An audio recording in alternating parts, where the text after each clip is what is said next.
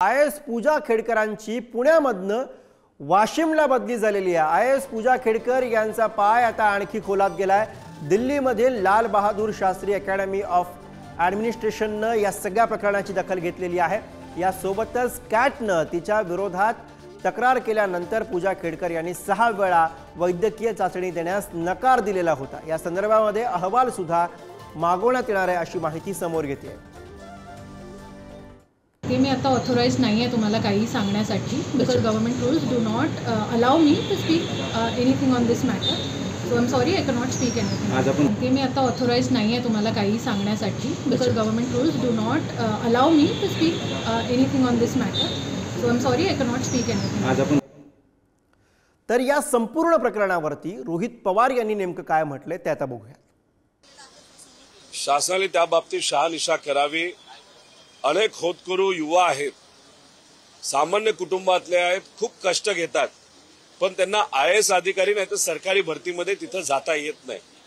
पण अशा पद्धतीने काही डॉक्युमेंटचा फेरफार जर करून काही लोक अधिकारी झाले असतील आणि तसा रिपोर्ट असेल तर नक्कीच सरकारने त्या बाबतीत लक्ष घालावं आणि योग्य ती कारवाई करून सिस्टमला न्याय द्यावा असं त्या ठिकाणी माझ्यासारख्याचं मत आहे।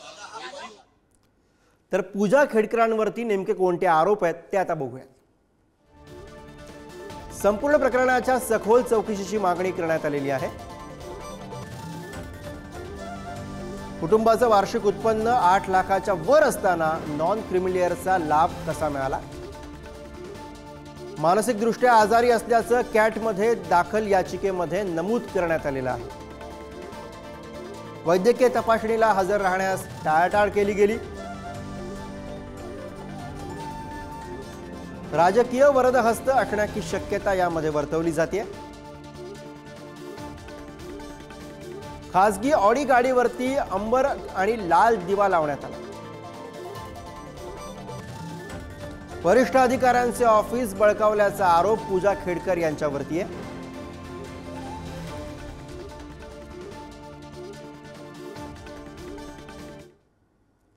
आणि याच विषयी आपण सविस्तर बोलूयात। प्रतिनिधी अजय माने सध्या आपल्या सोबत आहेत। अजय, रोहित पवारांनी सुद्धा या सगळ्या प्रकरणामध्ये आता भूमिका मांडलेली आहे। विविध राजकीय पक्षांमधून सुद्धा यावरती आता प्रतिक्रिया येऊ लागलेल्या आहेत आणि यामध्ये आता फटका सुद्धा खेडकरांना बसताना आपल्याला बघायला मिळतोय।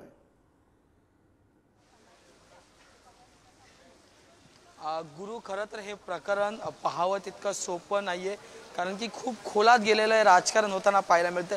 त्याच्यामध्येच पूजा खेडकर ह्या खोटं बोलल्यात का? त्यांनी दिव्यांग असल्याचं एक सर्टिफिकेट जे दिलं होतं, मेंटली इल असल्याचं सर्टिफिकेट जे ते दिलं होतं, त्यांना डोळे तपासणीसाठी 6 वेळा बोलवलं होतं, त्यावेळेस त्या तिकडे पोहोचल्या नाहीत। एम्सकडून बोलवण्यात आलं होतं, तरी ते डोळे तपासणीसाठी 6 वेळा गेले नाहीत। हा एक मुद्दा उपस्थित केला गेला होता। त्याच्यानंतर विधान भवनात सुद्धा या सगळ्या मुद्द्यांवर चर्चा केली गेली होती। खरं तर पुण्यात प्रोबेशनरी पिरियडवर त्यांची नियुक्ती जी ते करण्यात आली होती। प्रोबेशनरी पिरियड जर पाहिला तर हा वर्षभरासाठीचा असतो। 1.5 वर्ष या संपूर्ण सेवा करावी लागते आणि त्याच्यानंतर तुमची फुल टाइम म्हणजे तुम्ही नियुक्त होऊन जातात। तुम्ही एक इंटर्नशिपचा कार्यकाळ संपल्यावर, आपण साध्या सोप्या भाषेत म्हटलं तर इंटर्नशिपचा कार्यकाळ संपल्यावर तुमची पुन्हा नियुक्ती देण्यात येते। पुण्यात ज्या वेळेस आल्या त्याच्यानंतर जे ते इकडून संपूर्ण त्यांचं प्रकरण जे ते चर्चेत येऊ लागलं, कारण की पुण्यात एक जिल्हाधिकारी तो थेट 4 चाकी ती पण चमचमणारी लक्झरी ऑडी कारनी येत होता। त्या ऑडी कारवर लाल निळा दिवा लावून येत होता। हे लोकांच्या नजरेस येऊ लागलं। त्याच्यानंतर मग सुहास दिवसेंनी जे या संदर्भातलं संपूर्ण पत्र जे आहे ते मुख्यमंत्री सचिवालयाला लिहिलं होतं। त्याच्यानंतर अप्पर जिल्हाधिकारी काही कामासाठी जे ते जूनमध्ये मुंबईत आले होते, 2 दिवसासाठी मंत्रालयात आले होते, 4 दिवसासाठी होते खरं तर, 18 ते 22-24 पर्यंत ते मुंबईत होते। आणि त्या काळात या पूजा खेडकर यांनी त्यांचं संपूर्ण कार्यालय खाली करायला सांगितलं। त्याच्यानंतर महसूल अधिकाऱ्यांना बोलवलं, स्वतःच्या नावाची पाटी बनवली, त्या ठिकाणी राष्ट्रध्वज, इतर राजमुद्रा, त्यांच्या नावाचं किंवा त्यांचे इंटरकॉम, त्यांचा personal number, visiting card, notepad हे सगळं तयार केलं। अप्पर जिल्हाधिकाऱ्यांना माहित नाही त्यांचं कार्यालय त्यांच्या हातातून गेलंय आणि पूजा खेडकरांनी या कार्यालयावर ताबा मिळवला।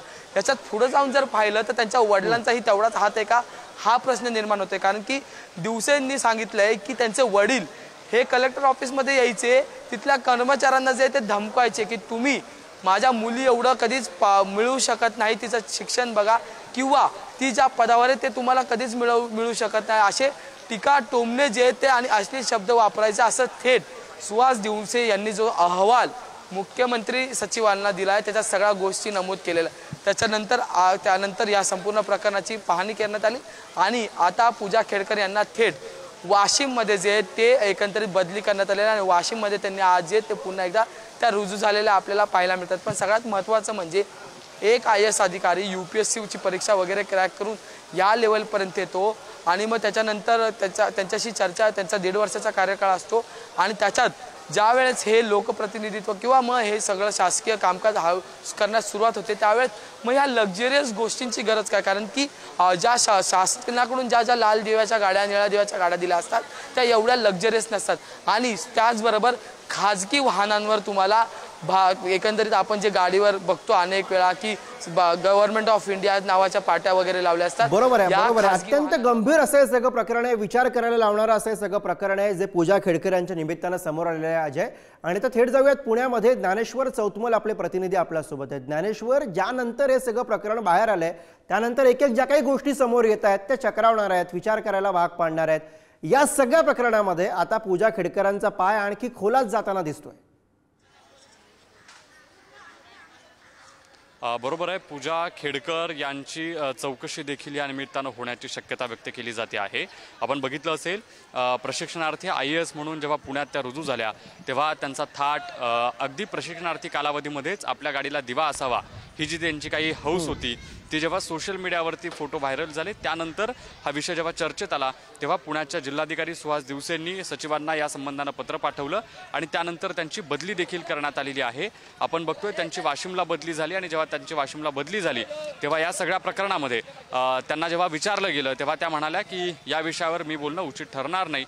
जे या सगळ्या संबंधानं वेगवेगळ्या गोष्टी तपासण्याचं काम म्हणजे सगळ्यात महत्त्वाची गंभीर गोष्ट जी होती नॉन क्रिमिनलियर वडिलांचं त्यांच्या 40 कोटी रुपयांपेक्षा जास्त उत्पन्न असताना यांनी मात्र जेव्हा परीक्षा दिली तेव्हा अर्ज भरताना 8 लाखांपेक्षा कमी उत्पन्न आहे अशा पद्धतीची खोटी माहिती दिली. इतकंच नाही तर त्यांना जेव्हा मेडिकलसाठी एम्स रुग्णालयानं 6 वेळा बोलवलं तेव्हा त्या 6 वेळा बोलवून देखील गेल्या नाहीत. त्यासोबतच त्यांची जी वेगवेगळी अपंगत्वाची प्रमाणपत्र आहेत ती खोटी असल्याचा दावा केला जातोय. अशा अत्यंत गंभीर गोष्टी आहेत. म्हणजे साधारणपणे छोट्या मोठ्या भरत्यांमध्ये काही घोटाळे होतात, भ्रष्टाचार होतात हे आपण ऐकून होतो, पण IAS सारख्या UPSC सारख्या अशा परीक्षांच्या मध्ये अशा पद्धतीने घोटाळे होणं हे गंभीर आहे. बघावं लागणार आहे ह्या सगळ्या प्रकरणाची चौकशी कधी होतीये. बरोबर आहे. अनेक विद्यार्थी असतात, अनेक इच्छुक असतात जे जीवाचं रान करतात या परीक्षा क्रॅक करण्यासाठी आणि त्यांच्या सगळ्यांसाठी खरं तर असा धक्कादायक प्रकार आहे जो पूजा खेडकरांच्या रूपानं समोर आलेला आहे.